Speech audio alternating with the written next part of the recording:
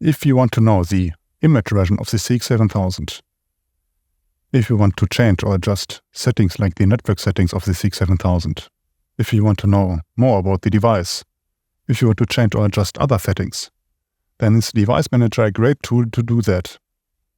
One possibility to work with the Device Manager is to use the automation software Trinket 3, as you can see.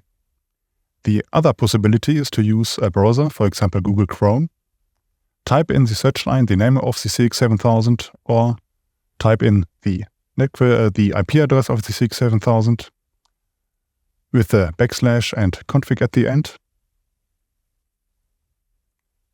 And after the login,